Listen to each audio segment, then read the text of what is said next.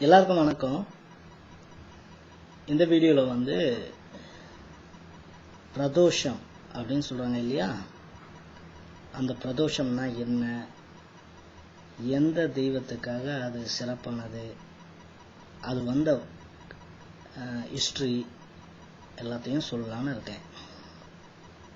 ஏன்னா நிறைய பேருக்கு இந்த பிரதோஷ காலம்னா என்னன்னு தெரியாது, பிரதோஷம்னா என்னன்னே தெரியாது.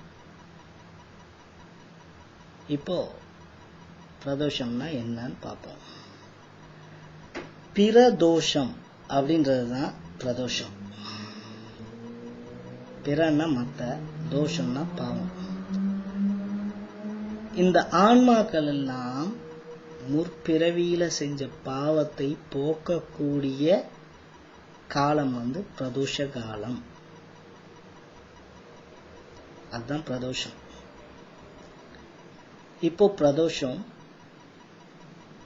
என்னைக்கு வரும்? ஒவ்வொரு மாதமும் பௌர்ணமியில இருந்து அமாவாசை வரைக்கும் இருக்கிற அந்த 15 நாளைக்குள்ள திரியோதசி திதி வரும். அதே மாதிரி அமாவாசையில இருந்து பௌர்ணமி வரைக்கும் திரும்ப ஒரு வாட்டி திரியோதசி திதி வரும். திரியோதசி திதி என்னைக்கு வருதோ அன்னைக்கு பிரதோஷம். பிரதோஷம்னா அன்னைக்கு நாள் ஃபுல்லா இல்லை, ஒரு குறிப்பிட்ட காலம் தான் பிரதோஷ காலம்னு சொல்லுவாங்க.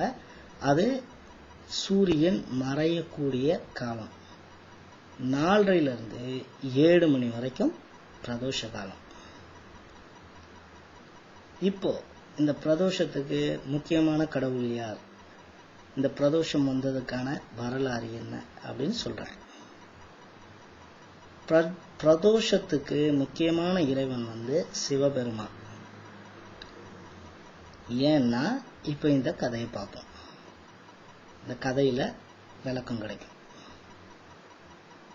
தேவர்கள் எல்லாம் வந்து அமிர்தத்துக்காக சாகாத மருந்து, மெடிசன், அது கிடைக்கணுன்றதுக்காக வாசுகி என்கின்ற பாம்பை கயிறா வச்சு மேருமலை இல்ல மந்திரமலையை மத்த ஆக்கி பார்க்கடலை கிடைறாங்க.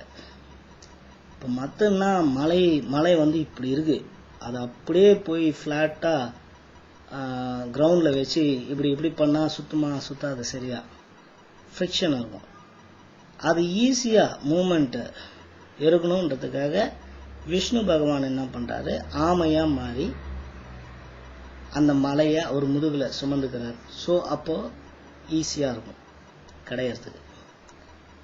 இப்படி எல்லா தெய்வங்களும் போய் ஹெல்ப் பண்ணுது அந்த மருந்து வாங்கிறதுக்கு, அமிர்தம் கிடைக்கிறதுக்கு.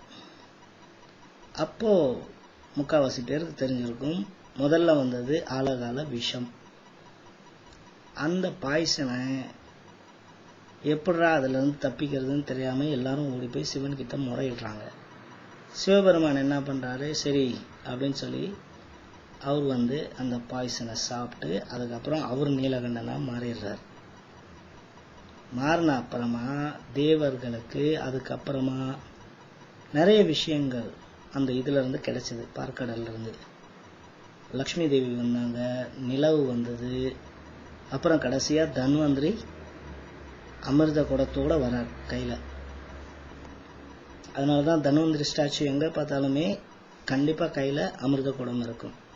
அவர் தான் அந்த மெடிசனை கொடுத்தவர் கடவுள்களுக்கு. அதனாலதான் அவரு ஃபாதர் ஆஃப் மெடிசன்.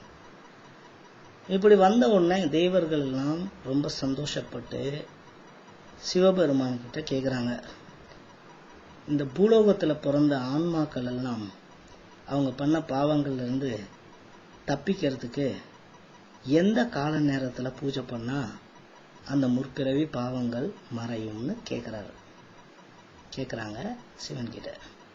அப்ப சிவன் என்ன பண்றாரு, தோ இந்த காலம்தான், இப்பதான் அப்படின்னு சொல்லிட்டு பார்வதி தேவி மற்ற இருக்கிற எல்லாரும் சுத்தி நின்று பார்க்க, நந்தி தேவருடைய 2 கொம்புகளுக்கு நடுவே நடனமாடி காட்டுறார். அந்த நடனம் புரிந்த நேரம்தான் திரியோதசி திதி அந்த டைம் வந்து 4:30 to 7. அந்த காலகட்டத்தை தான் நாம பிரதோஷ காலம் அப்படின்னு சொல்றோம். இந்த நடனம் நடந்தது சனிக்கிழமை. அதனால சனிக்கிழமையில பிரதோஷம் வந்தா ரொம்ப பவர்ஃபுல். பிரதோஷ காலத்துல போய் அந்த நேரத்துல சிவனை பார்வதி தேவியோடு, அதுவும் இடப வாகனம் ரிஷப வாகனத்து மேல அமர்ந்திருக்கின்ற சிவனை வழங்குறவங்க 1000 யாகங்கள் பண்ணத்துக்கு சமம்னு பெரியவங்க சொல்றாங்க. இந்த பிரதோஷ காலத்துல எப்படி சிவனை வழிபடணும் அப்படின்னு சில விதிகள் எல்லாம் இருக்கு. நான் அதுக்கெல்லாம் அவ்வளவு டீட்டெயிலா போல. நான் கதை சொல்ல வந்தேன், கதை சொல்லிட்டு கிளம்பிடுறேன். அந்த சிவபெருமானம் அன்னைக்கு வணங்கும் போது அந்த குறிப்பிட்ட நேரத்துல நந்தி தேவருடைய அந்த 2 கொம்புகளுக்கு நடுவே குனிஞ்சி இறைவனை பார்க்கணும்.